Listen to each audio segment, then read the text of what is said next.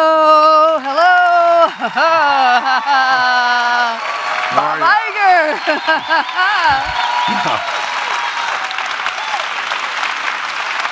Thank you.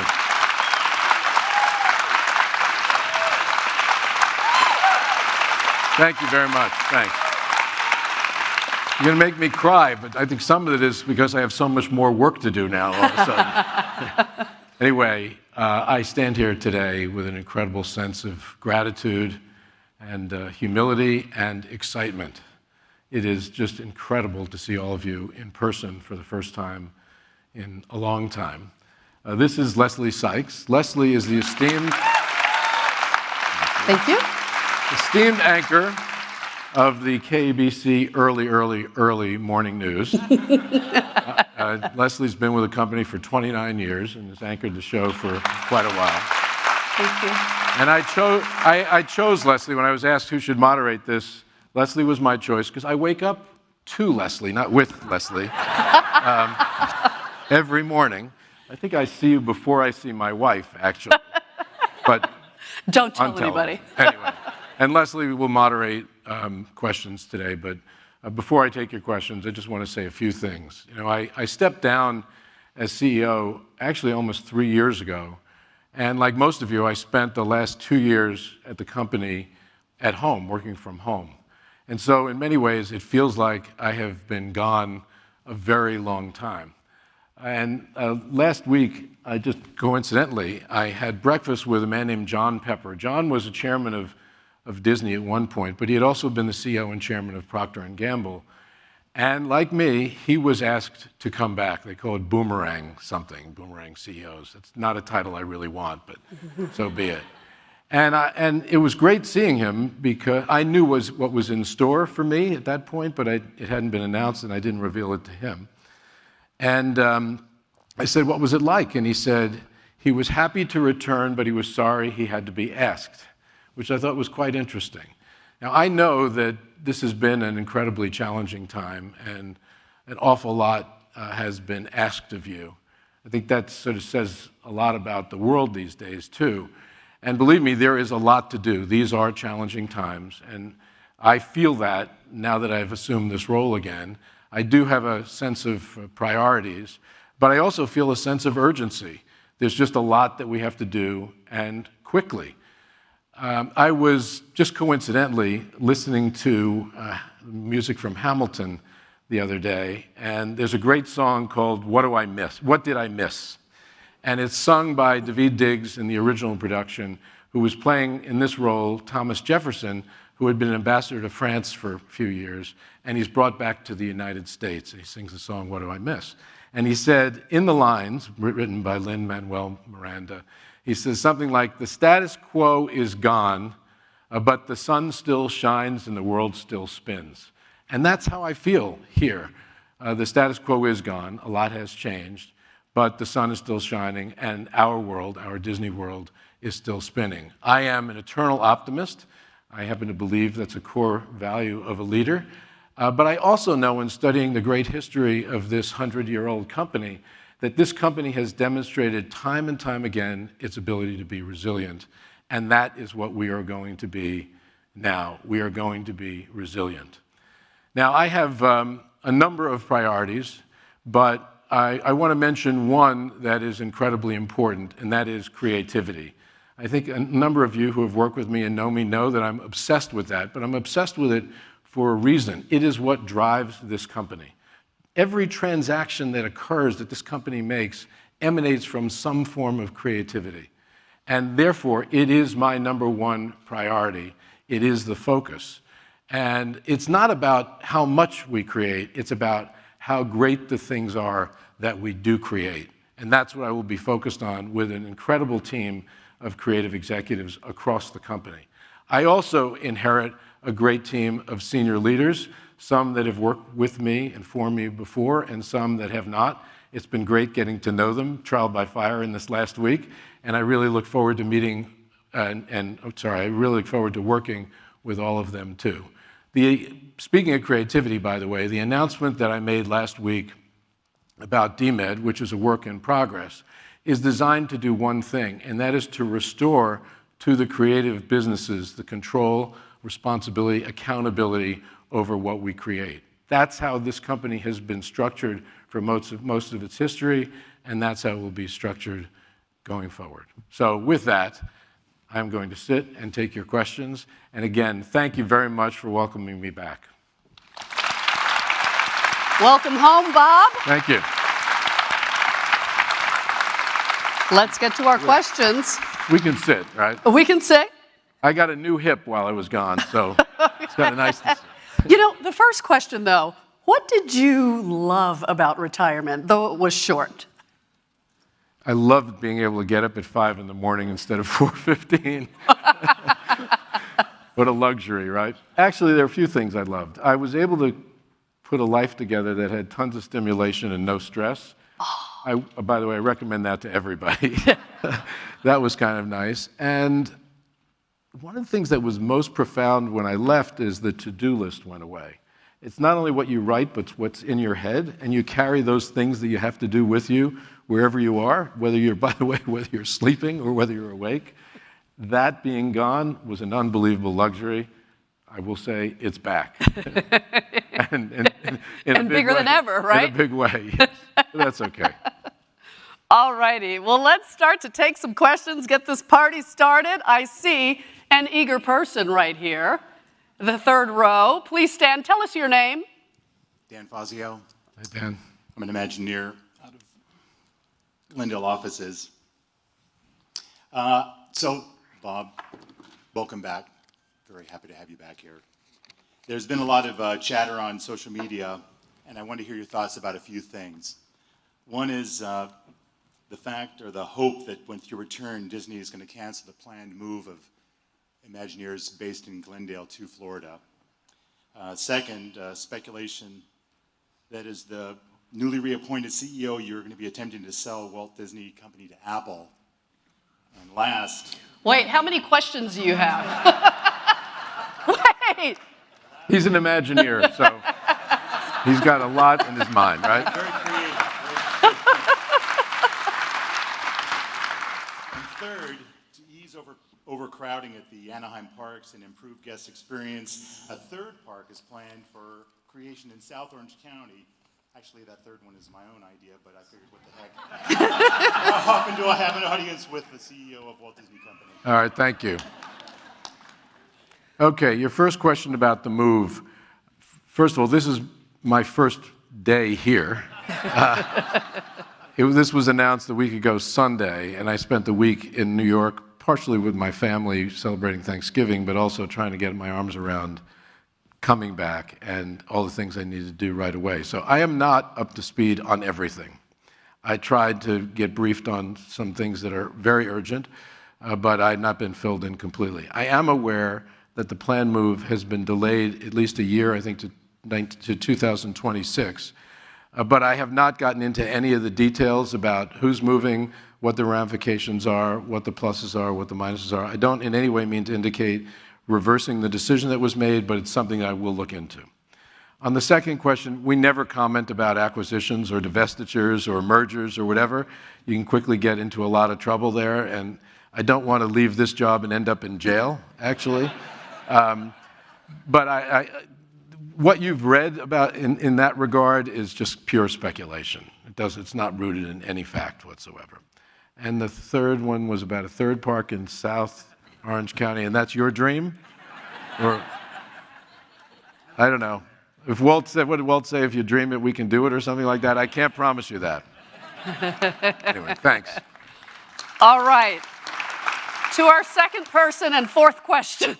I'm glad you're keeping track. Let's see. The lady over there. Your name, please? I lost my voice, so Lacania, Corporate Treasury. Bob, so you were talking about that lengthy to-do list. So previously, when you were transitioning, we were still in the midst of a pandemic, and now we're coming up on potential recession.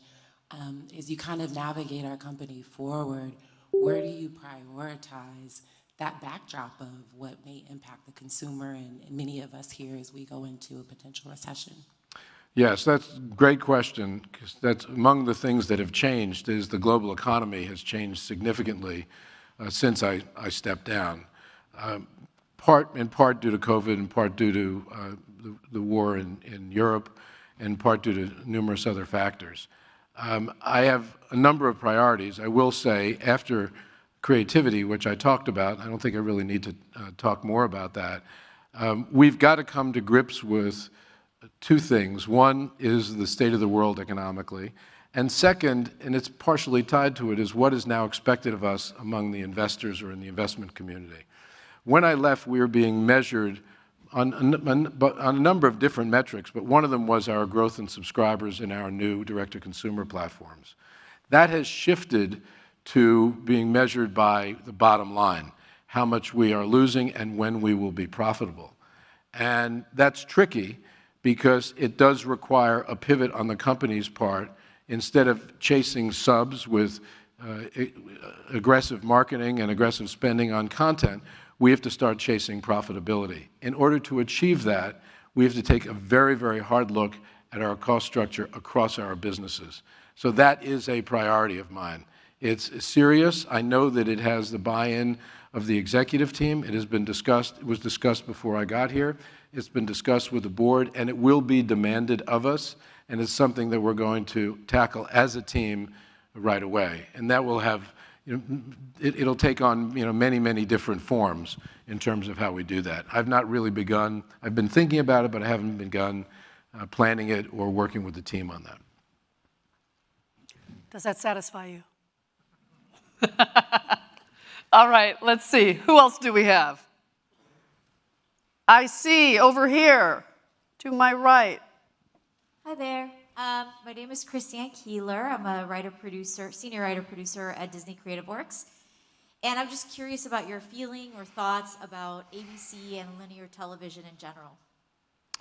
It's interesting because now that I'm back, I have to think about all the things I said publicly while I was gone. And I guess I can't really live them down or say I didn't really mean it. I started at ABC before most of you were born, in 1974.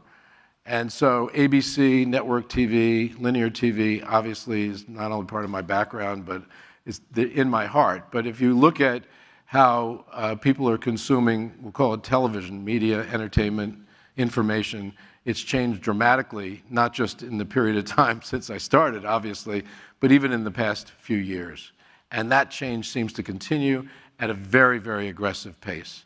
And so I think if you look long-term at the future of linear television, would be wise to be skeptical or pessimistic about it. How that manifests itself in our company, I don't know. It's something we have to talk about. But clearly, and I vacationed a lot, by the way, recently. But I have 5 grandchildren, and I spent a fair amount of time with them. I thought one of the things I could do in leaving is to get to know my grandkids a little bit better. They're in New York, so it wasn't easy when I was working. Anyway, I spent time with them this summer, and it's hard not to observe how they consume media. And they don't even know about channels. It's all about programs, and it's typically not about a fixed monitor or television set that's on the wall. It's about a mobile device. And this is nothing new. And the mobile device can be small, can be larger. That's how they consume it. They're not even familiar with the brands that we work for, that we help build, that we grew up on. And we just have to come to grips with that as a company and make sure that in doing so, we're managing our asset base and managing our spending and where we allocate our resources, because they're not infinite. We have a finite amount of money to spend on activities, on initiatives as a company. And where we spend it has to be designed to deliver growth and to return capital to shareholders. And it will be harder to do in the direction of linear media. That's as honest as I can possibly be on the subject. Okay, we're going to take a question from our virtual audience. Bob, do you still plan to move forward with the hiring freeze that was announced a couple of weeks ago? If so, how long do you anticipate it lasting? As I said earlier, I kind of just got here, but I am aware of the hiring freeze. I don't have any plans to not do that. I think that has to continue. That's among the things that are being implemented and that will be considered in terms of length of time as we address the cost structure of the company. So it's felt like it was a wise thing to do, given the challenges, and at the moment I don't have any plans to change it. What about the travel restrictions? Is business travel still limited only to trips deemed essential? Again, I'm aware of this. It sounds like it makes sense to me. I don't know how it's being applied, meaning there are going to be what's the definition of essential? But again, that's, I think, part of a cost-cutting measure that, as I mentioned a few times, we have to take seriously. Let's see. Anything else out there? These are such pleasant questions. Aren't they? Right? We get a hard hitter. Rebecca, hi. Okay. Oh, yes, over here. The young lady. Hi, good morning. My name's Tracy Barker, and I'm in talent acquisition. My question is, do you think you'll approach this boomerang CEO differently compared to your pre-retirement CEO role? Any major reflections considering the past 11 months or boundaries you'll put in place for yourself? Maybe you keep the 5 a.m. wake-up call. Yeah, I don't think I'm going to have that luxury. I've thought about that a lot. You know, what did I learn while I was gone that I could bring back to this job again? I don't know that I have a complete answer to that. It's interesting when you're gone and you lose some touch and some perspective. There are good things about that, by the way, because you tend to see things through the lens of your consumer, whether it's your audience or your guest or whatever, and that's really healthy. How much of that I'm bringing back to this role, we'll see. I don't know. I mean, I definitely have a renewed sense of energy. I think that comes from having taken all the time off. By the way, one of the hard things is people would come up to me throughout my time off and say, "You look so young. Your skin looks great. You look rested." I don't know what I've done to myself. The other thing, by the way, they always ask me is, what did you miss the most? And that's an interesting question. The answer was very easy to me. I missed the people. I missed working with everybody. And so I come back energized, not just to have the job, but to see all of you and to get a chance to work with all of you. We have just a great, great group of people throughout the organization globally, and they always fueled me in many different ways, and they're going to continue to. I haven't had that in a while. So that's, you know, be careful, because my tank is full, but, well, actually, I'm a plug-in. All right, another virtual question. What is your stance on the don't say gay situation? Well, first of all, our LGBTQ employees are very important to us, and we care deeply about them. That is a given. Secondly, this company has been telling stories for 100 years, and those stories have had a meaningful, positive impact on the world. And one of the reasons they've had a meaningful, positive impact is because one of the core values of our storytelling is inclusion and acceptance and tolerance. And we can't lose that. We just can't lose that. I think about Black Panther and the impact that had on the world, or a film like Coco. I mean, I could go on, and how we actually changed the world for the good. It must continue. We also, when you tell stories, it's a delicate balance. You're talking to an audience, but it's also important to listen to an audience. It's important to have respect for the people that you're serving, that you're trying to reach, and not have disdain for it. That said, we're not going to make everybody happy all the time, and we're not going to try to. And we're certainly not going to lessen our core values in order to make everybody happy all the time. So it's complicated, and there's a balance, but at one point I said, we do what we believe is right, and then someone criticized me for saying, well, who are you to say that that's right? Well, when you're in a job like mine, or you are responsible for the storytelling that many of you are responsible for, you get paid to have a sense for what is right. Not everybody will agree with you. That's just not the way the world is these days. But it doesn't mean you should stop trying to do the right thing.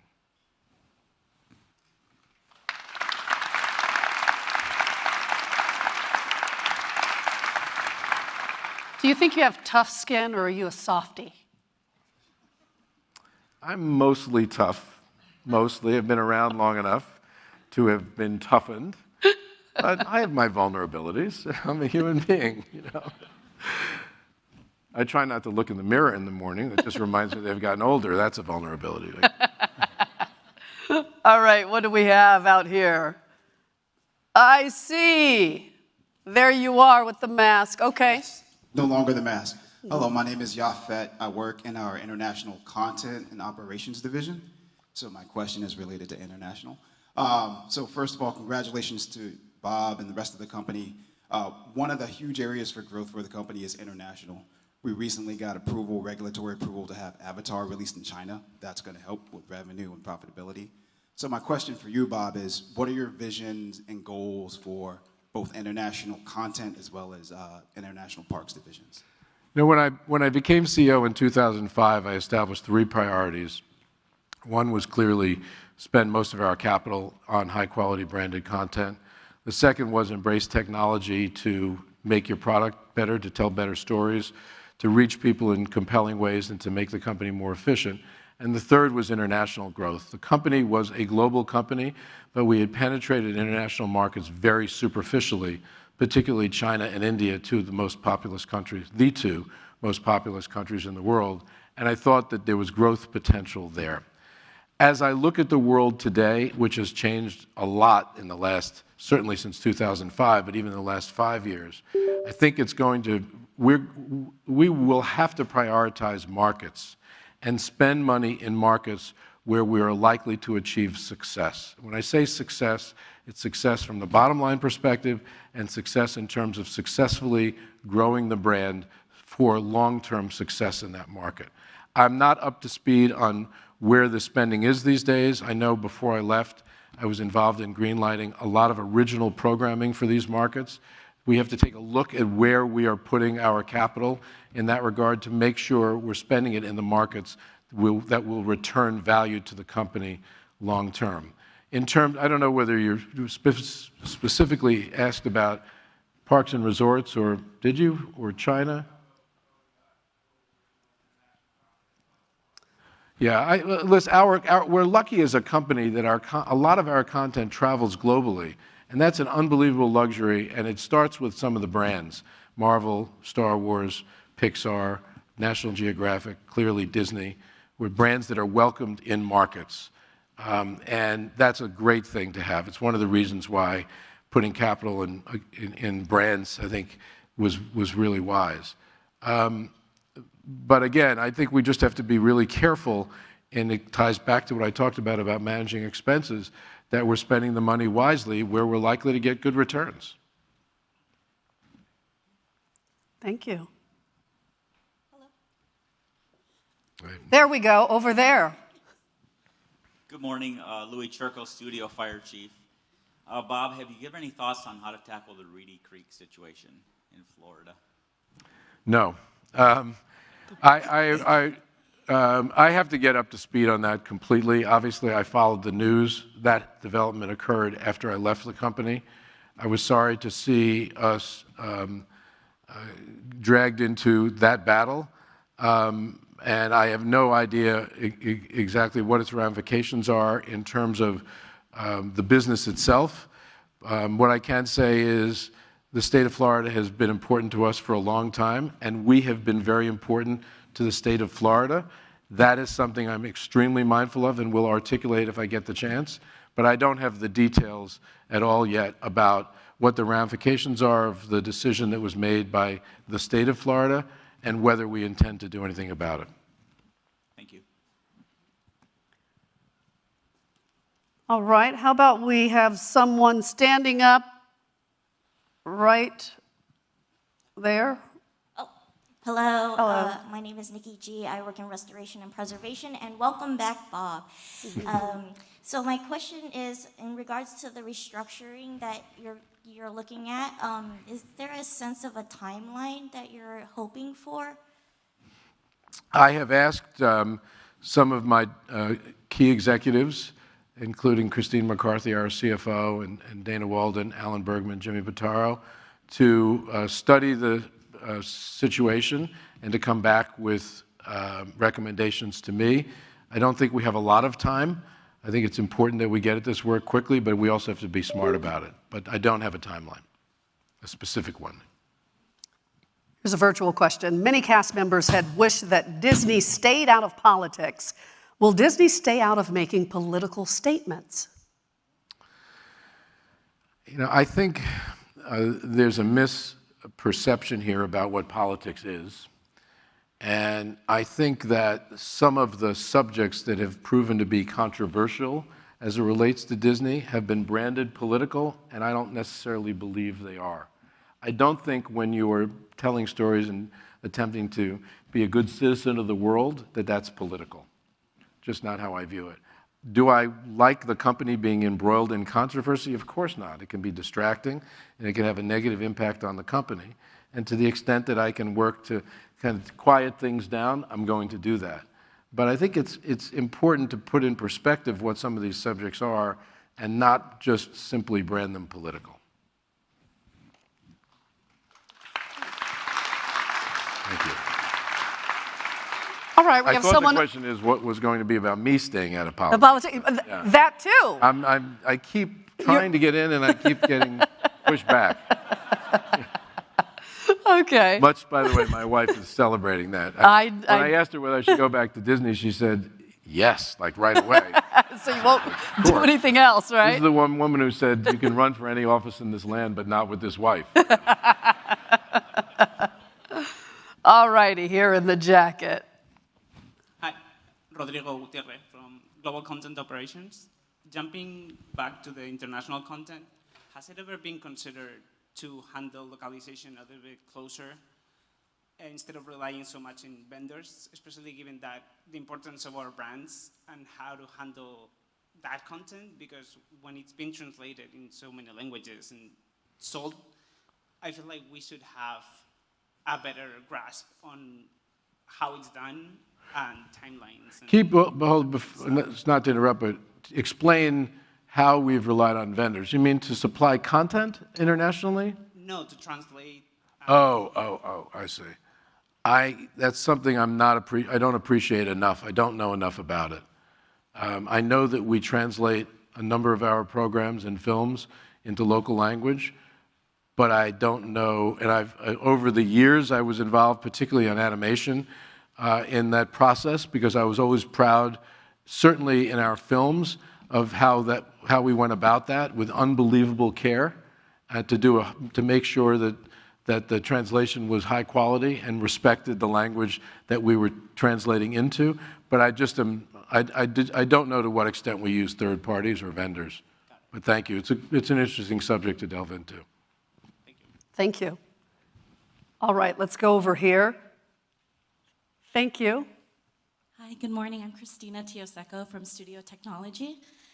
I had a question. With the rapid changing of technology and how we create content, do you have a vision of the types of technology or goals you'd like the company to hit in regards to innovation in the technology space? I think we have a great track record as a company of using technology to enhance our storytelling. This was actually a value of Walt Disney's dating all the way back, just to study the multiplane camera and variety of different technologies that he deployed, including technologies ultimately used in parks and resorts. Nothing's going to stop technological advancement. We certainly shouldn't try. We should try to embrace it and try to use it as powerful tools to do what I said earlier, which is tell better stories, reach people in more innovative ways, and be more efficient. I think it's that simple. I've thought about it a little bit because a couple of weeks ago I was up in San Francisco and I spent a morning with companies that are investing in the artificial intelligence space. And by the way, it can blow your mind very quickly when you see the stuff, because we're at a point where you can type into a computer or talk into a device and describe a picture. Give me a picture of a Tahitian island with a beautiful home on it and sunny skies and beautiful beach. And boom, the computer shows you that picture. That's already starting to happen with video. And that's kind of interesting, and it's probably something that at some point in the future the company will embrace. The question, of course, is what role does that play in storytelling? I happen to believe that no one's better at storytelling than the human being and the human brain. And I think it's a long way off, and it's interesting having discussions in the technology world about that, because they tend to discount the human being when it comes to the storytelling. Oh, don't worry, a computer will tell us what story to tell. And maybe this is my age and my conservatism, I don't know. I find that I'm just not ready to accept that. But I think you will see the company adapting certain technologies to enable us to make our work better, to tell better stories. And what form that takes, I don't know yet. How about right over there? Hi, my name is Carlo Olivares Paganoni from Disney Branded Television, writer-producer. And first of all, I wanted to say welcome back. I think a lot of us feel very re-energized of you coming back to the company, especially hearing you talk about the focus back on creativity. Not back, but more of creativity and storytelling, which I think is the power of our company. And second of all, I was thinking to myself, because in the past, in order to grow, we've acquired companies like Lucasfilm, Marvel, Pixar, 20th Century Fox. If you had any thoughts in the works about, buying another company or integrating another company, or are you thinking more of like, we're going to do something, amazing and incredible with what we have? I like the second part of your comment. We have a great set of assets here, brands, businesses, people, more important than anything else, by the way. It's interesting, those acquisitions, they all came with great people. And while the outside world thought we were buying physical assets and brands, we also knew, and actually we put a lot of emphasis on this, that with them came amazing people that would run these businesses for us going forward. I'm like, nothing is forever, but I'm very, very comfortable with the set of assets that we have. I think they can serve our company and our shareholders well for a long time, and there's no sense of urgency or even interest right now in acquiring anything more. So don't expect that as a headline anytime soon. Yes, right here in the third row, the young lady.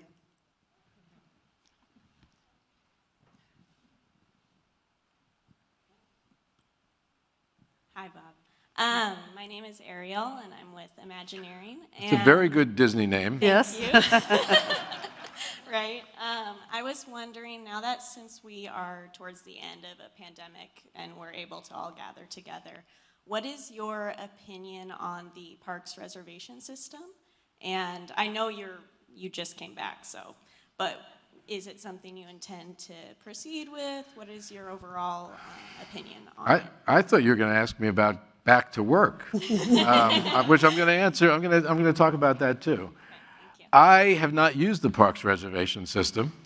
I've read about it, and I need to learn more about it. I know that a lot has been written and said about it, not all positive, but some positive. And before I make any judgment about it, I want to hear more from Josh tomorrow, who runs that business for us, and have a better perspective.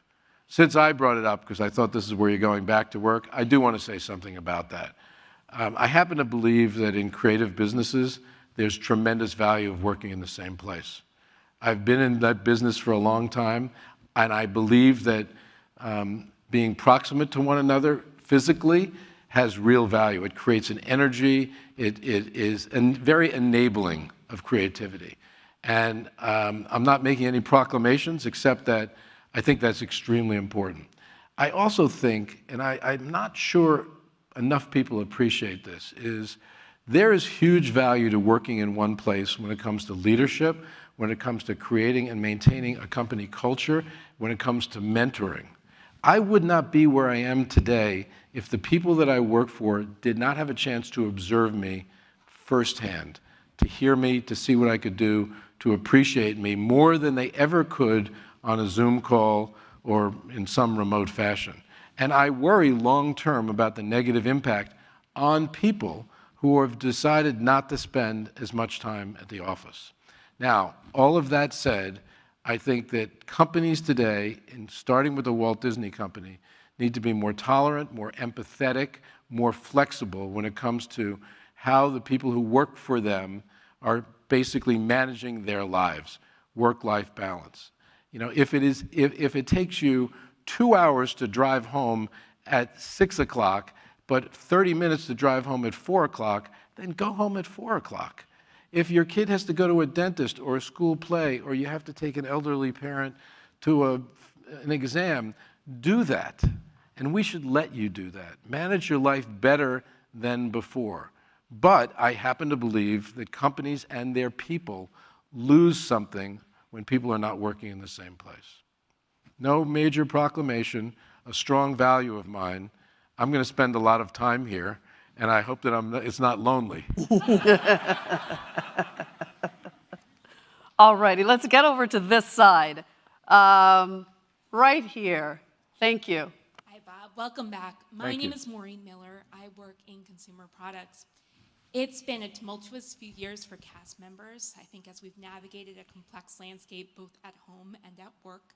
And I'm wondering, as we look forward, what would you say to our cast members worldwide about how to renew and deepen their optimism in the Walt Disney Company? Well, I said earlier, this company will be 100 years old in 2023. That's an extraordinary accomplishment, by the way. And if you look at the history of companies, particularly brands, you look at the world back in time, 1923 when the company was founded, the 30s, the 40s, and 50s, there are only 2 global brands that still show up as top 10 brand in the world in terms of recognizability and admiration. One of them is Disney, one of them is Coca-Cola, of all things. All the others have fallen by the wayside over time. There's a reason for that. One of the reasons is quality, another reason is innovation, another reason is values. And so I would just urge all of you who feel you've been through a tough time to focus on what this company has done. I'm not a huge believer in being stuck in the past, but I do think the past in many ways can be a beacon to tell you or show you what the future could look like. And I happen to believe, I would not have come back if I didn't believe this, that the future of this company is bright. We have things that we have to address. It's a challenging world. But we have the people, we have the wherewithal, we have the resolve to do it.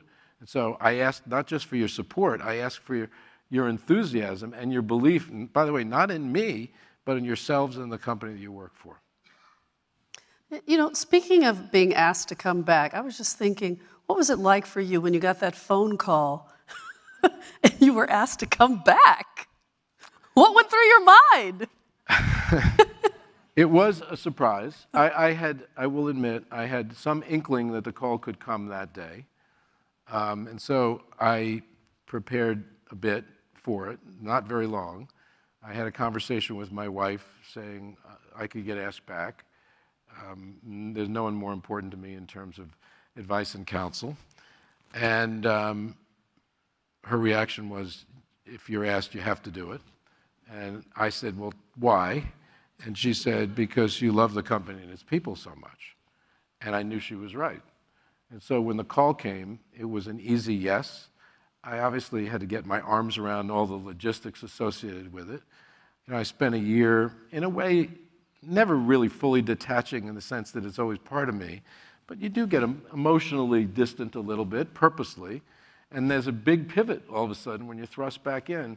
But I've realized since I got the call that I've never had a moment of second-guessing myself on it.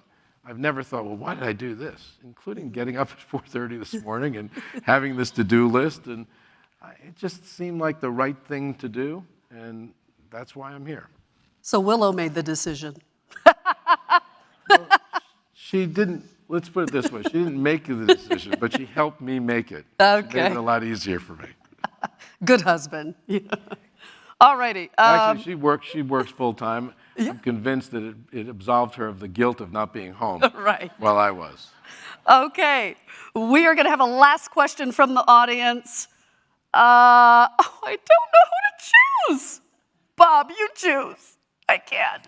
How about right here? Right here. Right Good. Okay. Someone, yes, right there. Oh, wrong one. Oh, okay. Maybe two. Oh. Okay. Door number 1, door number 2. Right? Hi. Sorry, thank you. My name is Victoria Garcia, and I am on our Enterprise Social Responsibility team. It's so great, Bob, to hear you center creative and empowering creative, and I want to know what's your opinion on supporting our next generation of diverse storytellers? Well, obviously, that's a huge priority, too. I've always believed that in order to serve the world effectively, you have to recognize the world is an unbelievably diverse place, and the stories you tell have to reflect the world that you're telling stories to. It's that simple. Whether it's a news story or a sports story or an animated film, you name it, or a television series, it's incredibly important. And it's not just who's on camera, it's who's behind the camera, too. What you put into your stories has to come from the experiences of a diverse set of people so that the stories have relevance, importance, and resonate with those people that you're trying to reach. It was a priority before I left. We still had a lot of work to do there. I'm convinced that we still have a lot of work to do. That work has to continue, by the way, but I assure you it remains a priority of mine in this sort of second go-around. All right? Anyway, Leslie, thank you. I'll see you tomorrow at 4:30. Yes, that's right, 4 a.m. To all of you, thank you very much. One, thank you for coming. Thank you for your questions. Thank you for your enthusiasm for welcoming me back. And I look forward to working with all of you in the coming days, months, couple of years, whatever. Thanks. Thank you, Bob.